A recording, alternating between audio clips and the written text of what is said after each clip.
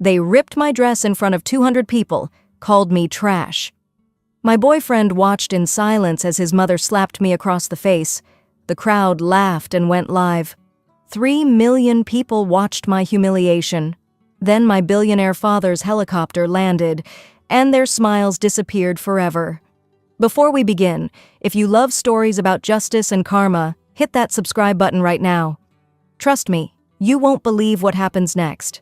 And stay until the end because the revenge, it's absolutely worth it. My name is Emma, and I need to tell you about the night that changed everything. But first, you need to understand who I really am. I'm the only daughter of William Harrison. Yes, that William Harrison, the tech billionaire. Forbes lists our family wealth at $8.5 billion. Growing up, I had everything money could buy: private jets, designer clothes, exclusive parties. But here's what I didn't have: real friends, genuine love, people who saw me, not my father's bank account. By the time I turned 25, I was exhausted. Every person who came into my life wanted something: a business connection, an investment, a lifestyle upgrade. So I made a decision that my father thought was crazy. I walked away from it all. Well, not completely, but I started living like a normal person. I rented a small apartment, got a job as a graphic designer, drove a regular car. I told people my last name was Cooper, not Harrison. For 2 whole years, I lived simply, quietly, and honestly, I was happier than I'd ever been. Then I met Brandon. It was at a coffee shop on a rainy Tuesday morning. He was struggling with his laptop, cursing under his breath about a presentation. I helped him fix a software issue. He bought me a coffee to say thank you. We talked for 3 hours. He was a mid-level manager at a real estate company. Good-looking, charming, funny, and he had no idea who I really was. Over the next 8 months, we fell in love. Or at least I thought we did. Brandon knew me as Emma Cooper, a freelance graphic designer who loved old movies and made terrible jokes. He never questioned why I wasn't interested in expensive restaurants or luxury vacations. He thought I was just low maintenance. Perfect, he called me. His family, he told me, would love me. That should have been my first warning sign. 2 weeks ago, Brandon came to my apartment nervous and excited. His mother, Clarissa, was throwing their annual business party. It was a big deal, apparently. Important clients, business partners, society people. And he wanted me there, to meet his family, officially. I said yes, but I made a choice. I would go as myself. Simple Emma, not Harrison heiress Emma. This would be the ultimate test. If his family could accept me without the money, without the status, then maybe this was real. Maybe Brandon was different from everyone else. My father's secretary, Howard, tried to talk me out of it. Howard has known me since I was 5 years old. He's seen me through everything. When I told him my plan, he looked worried. "Miss Emma," he said carefully, "are you certain about this? Some people reveal their true nature when they think they have power over others." I smiled at him. "That's exactly why I need to do this, Howard. If they can't accept me at my simplest, they don't deserve me at my best." He sighed. "Your father doesn't know about Brandon yet, does he?" "No, and let's keep it that way for now." The night of the party, I stood in front of my closet for an hour. I chose a pale yellow dress. Simple, modest, pretty, but definitely not designer. No jewelry except small earrings. I did my own hair and makeup. Natural. Regular. I looked at myself in the mirror and barely recognized the girl staring back. She looked normal. Ordinary. Exactly what I wanted. Brandon picked me up, looking handsome in his tailored suit. When he saw me, something flickered across his face. Disappointment? Concern? But he smiled and said, I looked beautiful. The drive to the hotel was filled with his nervous chatter about his family. His mother, Clarissa, was particular about things, he said. His father, Kenneth, was serious and traditional. His sister, Natasha, could be a bit much, but she meant well. His cousin, Jessica, was fun but had a sharp tongue. All of these should have been red flags, but I was in love. And love, as I would learn, can make you blind to the truth. We arrived at the Grandview Hotel. The ballroom was spectacular. Crystal chandeliers, silk drapes, tables covered in white linens and gold accents. There were easily 200 people there, all dripping in designer labels and expensive jewelry. The women wore gowns that cost more than most people's monthly rent.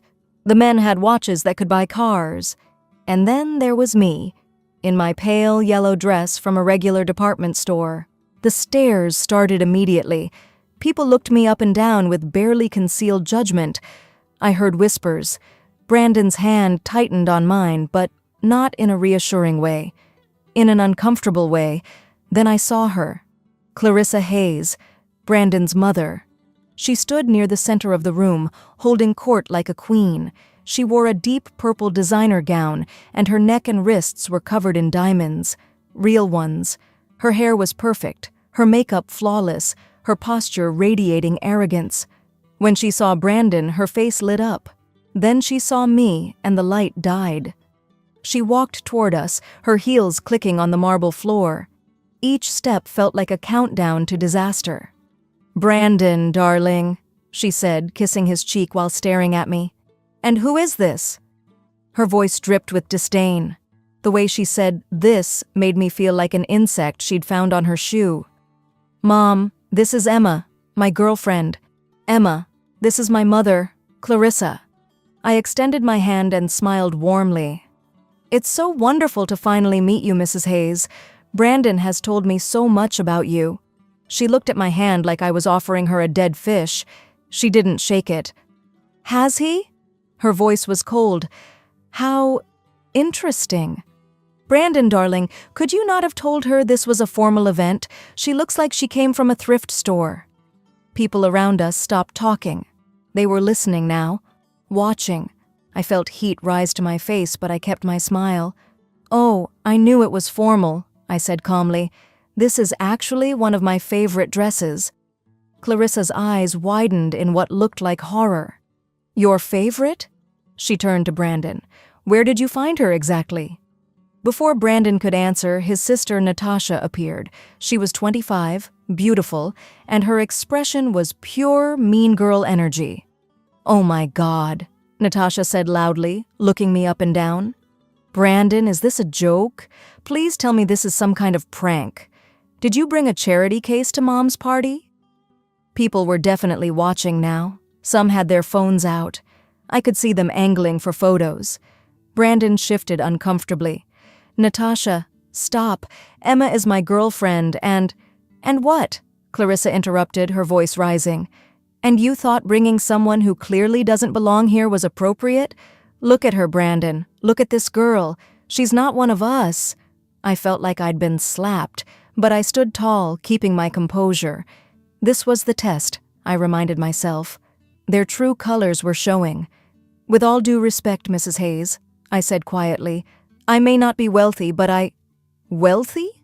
Clarissa laughed, a harsh, cruel sound. "Darling, you're clearly poor as dirt. I can smell desperation on you. You found my successful son and thought you'd won the lottery, didn't you?" The cousin Jessica appeared and joined in. "I bet she Googled him, found out about the family business. Classic gold digger move."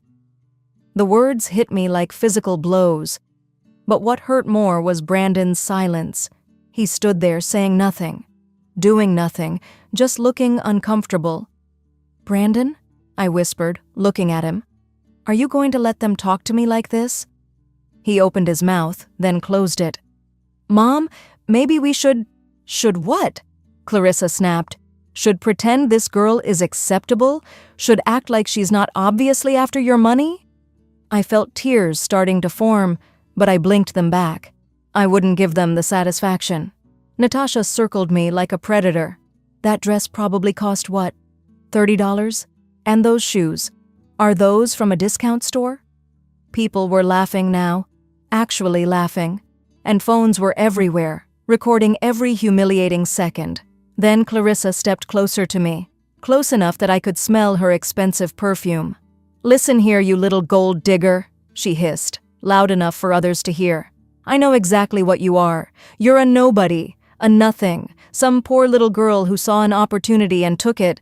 My son deserves someone from his level, someone with class, breeding, education, someone who belongs in our world. You're trash." That's when she slapped me. The sound cracked through the ballroom like a gunshot. My face snapped to the side, my cheek burning.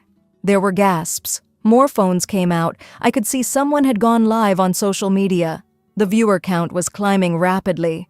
I stood there, stunned, my hand on my burning cheek. Tears finally spilled over.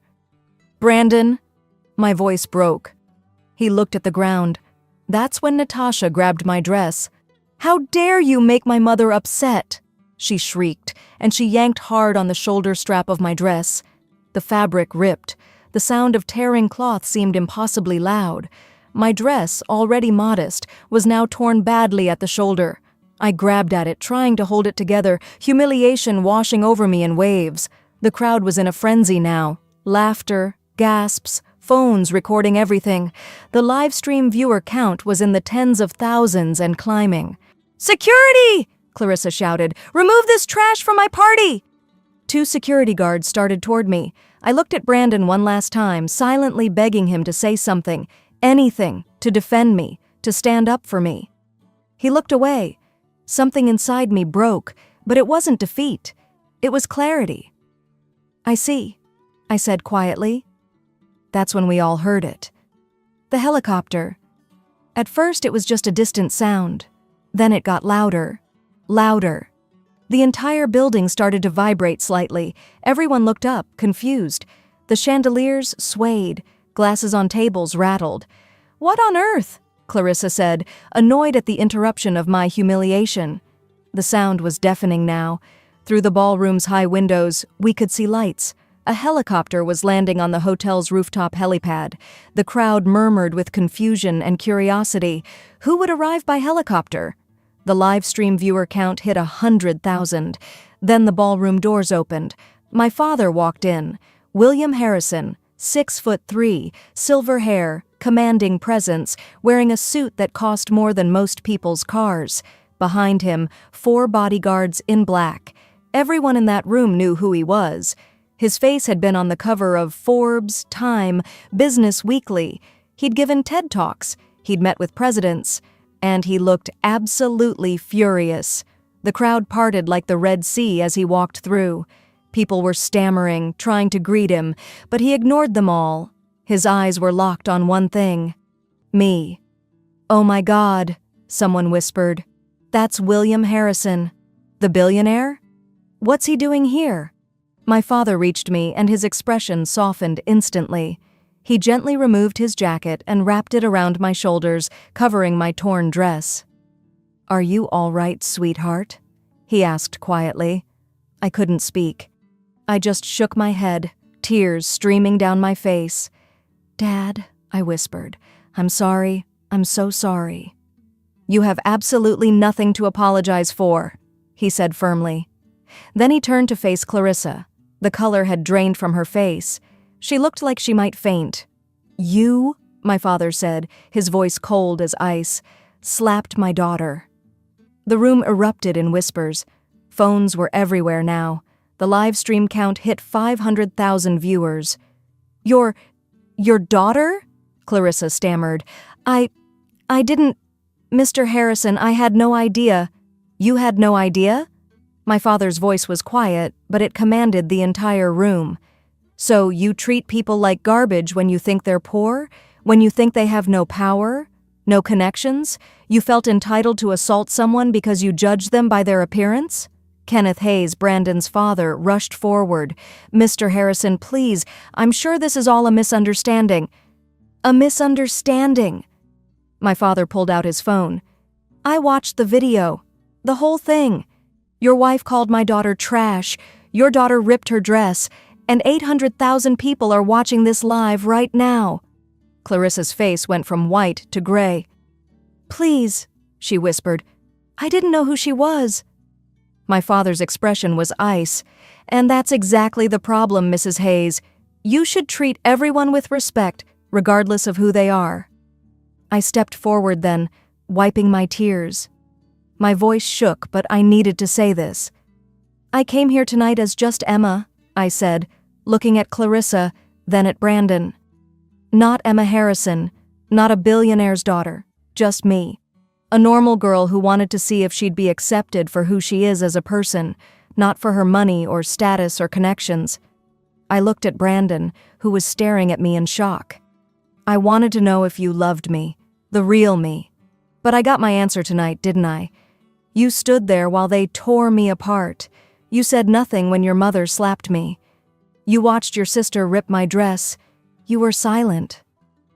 Emma. Brandon fell to his knees. Please, I didn't know. I swear I didn't know who you were. If I had known... And there it is, I said, my voice breaking. You're sorry because of who I am, not because of what they did to me. If I had really been poor, you would have let them throw me out like garbage. You're not sorry they hurt me, Brandon. You're sorry you just lost a billionaire. My father made a phone call, putting it on speaker. Howard, I need you to immediately pull all Harrison Technology investments from Hayes Real Estate Corporation. What? Kenneth Hayes shouted. No, you can't. Check your records, Mr. Hayes. We own 35% of your company. We're pulling out, effective immediately. That will bankrupt us. Kenneth's voice was panicked.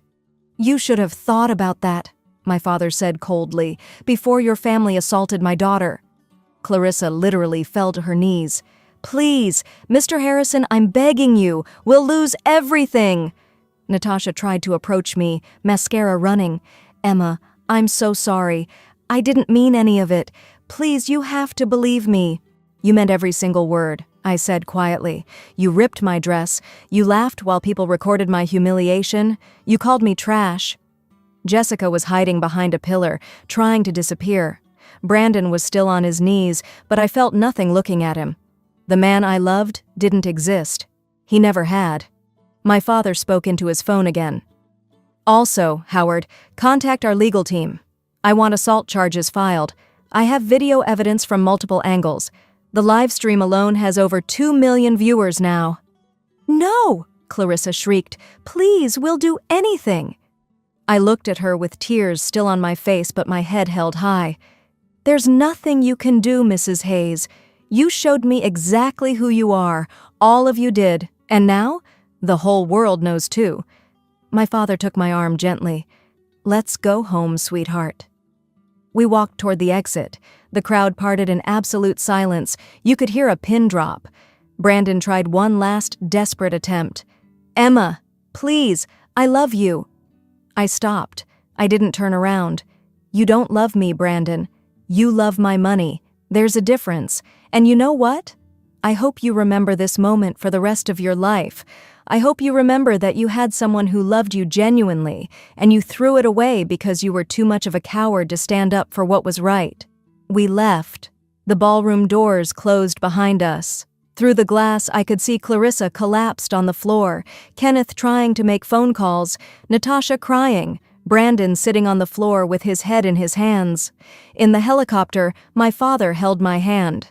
I'm proud of you, he said, for testing them, for standing tall, for keeping your dignity even when they tried to strip it away. I really loved him, Dad, I whispered. I know, sweetheart, but he didn't deserve you. The next week was surreal. The video went viral. Over 10 million views across all platforms. Hayes Real Estate Corporation filed for bankruptcy within days. Clarissa and Kenneth's names were destroyed in social circles. Natasha lost all her influencer sponsorships. Brandon was fired from his job because the company didn't want the association. I gave one interview and it went viral too. I said, judge people by their character, not by their bank account. Treat everyone with kindness because you never know who they might be. But more importantly, treat people with kindness because it's the right thing to do. 3 months later, I was hosting a charity event for homeless families. I was honest about who I was now. No more hiding, but I was also careful. Very careful about who I let into my life. I met someone there, a volunteer named Tyler. He was kind to everyone, patient with the children, respectful to the elderly. He treated the janitor with the same courtesy he showed the donors, and when he found out who I was, nothing changed. He treated me exactly the same. We're taking it slow, very slow. But I have hope, because that night taught me something important. My father was right. Money doesn't define worth, character does. And the people who judge you by your appearance, your clothes, your perceived status, they were never worthy of knowing the real you in the first place. Sometimes the worst experiences lead to the best lessons. And karma? Karma is very, very real. I don't regret testing Brandon's family. I only regret that I wasted 8 months on someone who didn't truly love me. But now I know better. Now I know what real love should look like. It should be brave. It should stand up for you. It should see you, not your bank account. And it should never, ever be silent when someone tries to tear you down. If you believe that nobody should be judged by their appearance or bank account, smash that subscribe button right now. Hit the bell icon so you never miss a story like this. Comment below and tell me, would you have revealed your identity sooner, or would you have let them keep humiliating themselves? And be honest, what would you have done in Emma's situation? Share this story with someone who needs to hear this message today. Someone who's ever been judged unfairly. Someone who's ever felt small because of other people's cruelty.